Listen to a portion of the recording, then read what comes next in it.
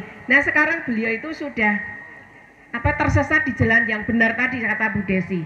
Beliau sudah mengembangkan bambu karena sadar bahwa kayu ini sudah eranya sudah mulai decline dan harus kita berbicara secara untuk lingkungannya, SPLK, FES dan sebagainya itu suatu hal yang memang memberatkan, tapi nggak mau harus kita jalani dan mudah-mudahan nanti dari kebijakan dari KLHK maupun dari Kemenperin, perdagangan dan sebagainya ini akan bagaimana para komunitas pelaku usaha ini bisa berjuang di jalan yang benar, di jalan yang dimudahkan oleh kebijakan, tapi juga bisa survive di tengah persaingan yang sangat amat ketat ini.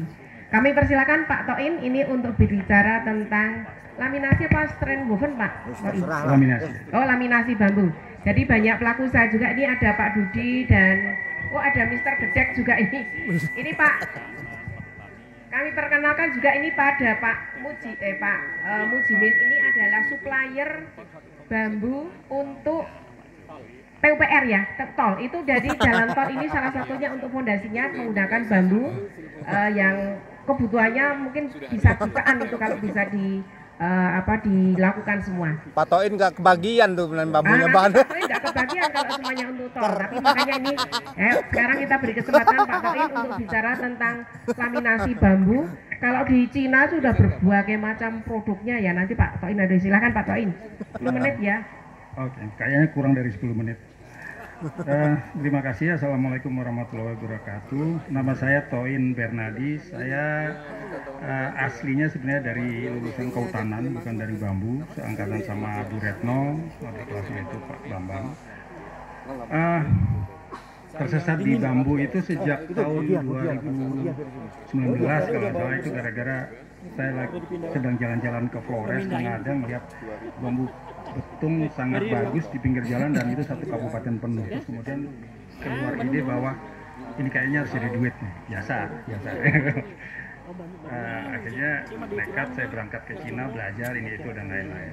Nah, dalam hal ini mungkin saya lebih banyak akan bicara soal industri ya. Industri dalam hal ini adalah industri awal berupa bambu laminasi, sedangkan untuk penggunaannya itu nanti akan banyak turunannya.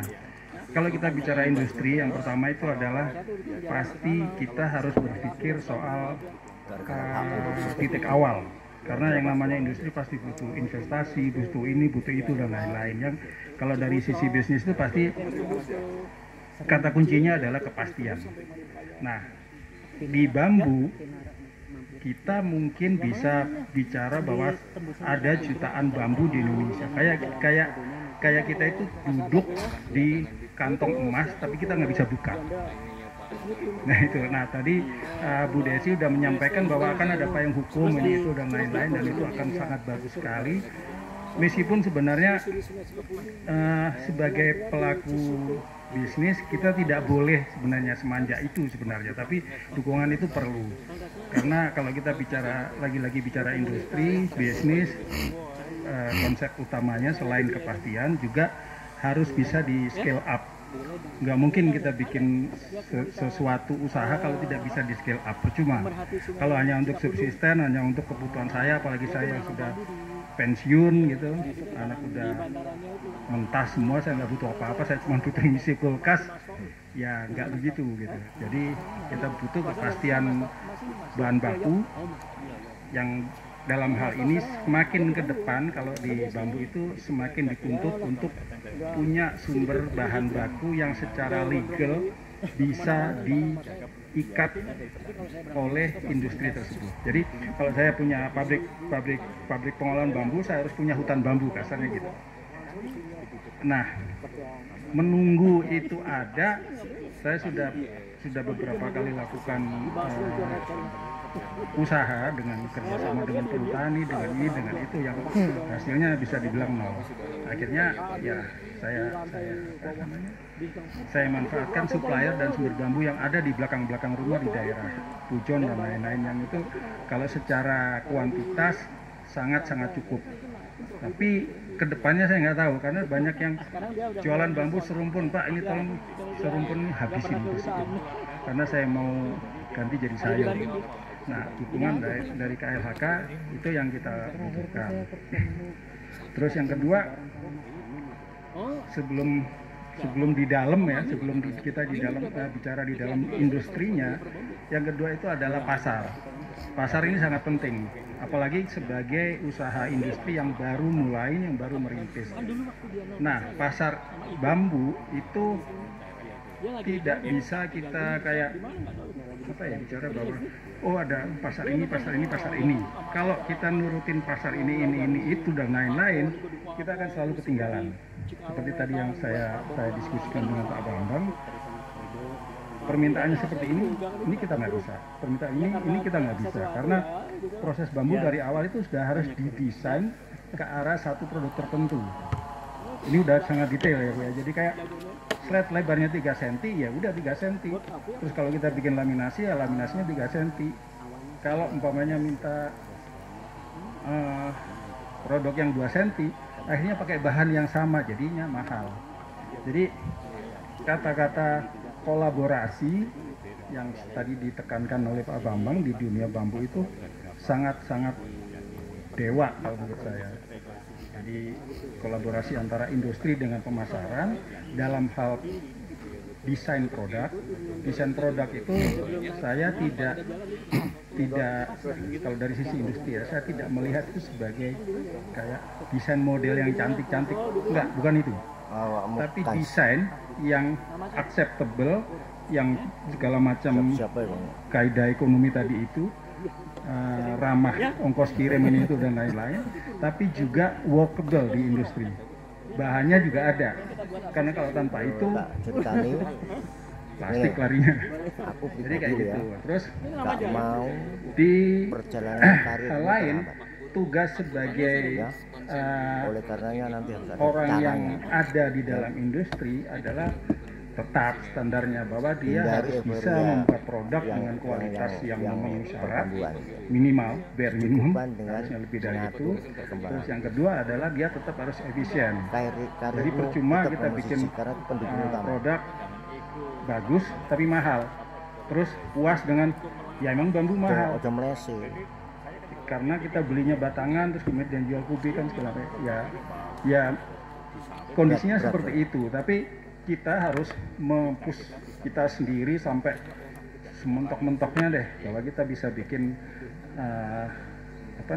produk yang kualitasnya tetap terjaga, mengikuti standar dan lain-lain, tapi harganya masuk akal.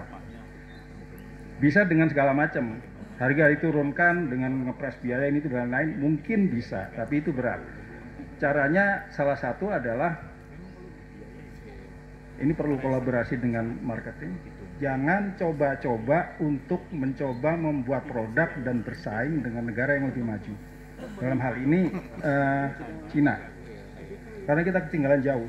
Jadi kalau katakan Cina membuat flooring, dia jual flooring itu sebagai komoditas. Kalau kita juga membuat flooring sebagai komoditas, saya nggak nyumpain, you're dead already. Karena mereka udah 10 tahun ke depan gitu. Tapi kalau kita membuat produk yang sama, katakan kita bikin strand woven gitu, terus kita kita aplikasikan menjadi sebuah garden furniture, jadi sebuah furniture yang ini, yang itu dan lainnya mempunyai nilai tambah tinggi yang kita tahu bahwa kemampuan kita untuk itu, untuk mendesain, untuk lebih keren lah dari Cina itu lebih. Saya yakin banget. Produk strand woven flooring itu di Cina, di Amazon, di mana-mana itu udah sangat diobralkan ya Pak, sebagai komoditas. Tapi ada satu perusahaan Belanda yang namanya Moso Bambu, produknya sama dan saya yakin tuh diproduksi Cina. Tapi karena dia memasarkannya sebagai item bule, dia bikin cantik, bikin ini, bikin itu, jadi langsung naik kelas, tidak sebagai kayak produk China. Nah itu yang kita perlukan di sini.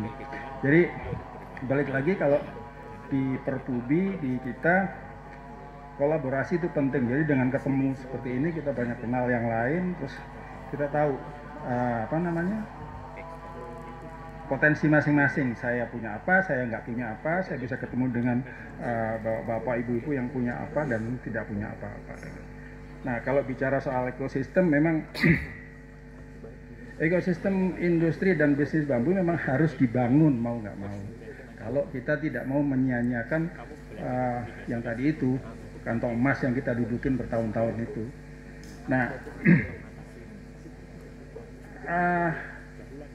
bicara soal itu, akhirnya dalam kondisi sekarang ini swasta yang untuk masuk dan berani berisiko seperti itu agak susah. Jadi balik lagi terpaksa saya harus agak manja dikit untuk minta dukungan pemerintah. Nah, kebetulan saya dilibatkan sama Mas Jajang dan Yayasan Bambu Lestari untuk membangun pabrik laminasi awal di Labuan Bajo sebagai yang memberi istilah kerennya konsultansi tentang mesin, tentang layout dan lain-lain. Nah, di situ saya berharap sih bahwa itu akan jadi pilot project dengan Mas Jajang di depan di hutan membangun hutan bambu dan lain-lain, saya menjaga industrinya dan lain-lain, terus kemudian nanti syukur kalau bisa bekerja sama dengan Pak Bambang Wijaya untuk di pasarnya dan lain-lain, kita bisa membuat satu ekosistem industri bambu dari hulu sampai hilir yang bisa jadi pilot project. Nah, nanti itu bisa direplikasi akan lebih mudah. Lokomotifnya tetap KLHK, tapi kebetulan di sini kok Kemenkop yang memberi, tapi KLK pasti ada lah di belakang itu, hijau-hijaunya pasti ada. Jadi saya sangat berharap sebenarnya yang di Bajo itu semoga itu bisa segera jalan, dan tuntutannya untuk selalu desain produk yang dengan kualitas yang terjaga, diterima internasional, tapi yang harga se-efisien mungkin. Harga efisien itu juga kalau di pemasaran juga pasti semua tahu bahwa tidak berarti produk murah dijual murah. Terserah kita gimana bisa memberi nilai tambah ya Pak Bambang ya. Yang penting bahwa kita efisien. Jadi kalau ruangnya lebar kan geraknya akan lebih luasa. Jadi kalau dari saya sih seperti itu. Jadi kalau kita bicara bambu, saya lebih suka melihat ke dalam bahwa sebagai pelaku industri kita harus mampu membuat produk yang kualitasnya bisa dipertanggungjawabkan dan selalu berinovasi dan dengan harga yang seefisien mungkin, karena itu juga akan memudahkan kita untuk bekerja sama dengan pemasar baik langsung maupun tidak langsung untuk menambah ruang margin sebagai ruang kerjanya. Satu lagi juga, saya kemarin sempat kepapar ya istilahnya di Instagram itu, ada pelatihan 11 hari bambu workshop di Bali sekarang ini kalau nggak salah. Yang ngadakan itu bule, nah itu saya bingung sebenarnya. Mas Jajang tahu kali itu siapa itu. Jadi bule-bule dari Amerika, ada yang Guatemala, dari ini. Jadi kayak, siapa? Bukan. Jadi kayak saya kok ngerasa kayak dia memanfaatkan keseksian bambu Indonesia untuk membuat workshop di sini, tapi itu dilakukan bule gitu. Jadi saya langsung nanya lah, kemana aja kita gitu. Kitanya kemana? Ibuku bukan, ibuku anaknya James Hardy. Enggak, setahu saya bukan. Ya siapa aja boleh, nggak apa-apa. Siapa aja pokoknya. Tapi intinya itu kita kecolongan gitu. Intinya terus, itu. Di sini ya saya bukan karena ada di sebelahnya gitu, saya puji-puji ada Pak Bambang yang bisa ekspor langsung, terus dia menerapkan pembeliannya dengan fair trade menurut beliau. Itu juga yang kita perlukan, karena kalau enggak kita akan ketemu dengan agen-agen bule-bule yang kawin kontrak ini itu dan lain-lain. Ya bule tetap bule gitu, tetap dia jual $3 dia beli 3.000 tetap kayak gitu. Dan selamanya kita akan ada di bawah itu kalau kita tidak kompak di sini. Yang dibutuhkan dari sebagai ujung tombak pemasar itu adalah support dari industri, baik dalam bentuk industri modern maupun dari kerajinan ini itu dan lain-lain, adalah kualitas dan konsistensi serta harga yang masuk akal dan bisa bersaing. Saya pikir kolaborasi semacam itu yang kita perlukan di Perbubi. Lainnya dukungan hutan dan lain-lain kita sudah didukung oleh Bu Desi yang sebelum akhir periode Bu ya sudah muncul ya. Itu dari saya. Jadi kira-kira apa yang kita butuhkan, terus kemudian hambatan-hambatan dan lain-lain, saya pikir udah cukup banyak saya sampaikan ya. Cerita-cerita pahitnya gitu. Itu Bu Retno, terima kasih.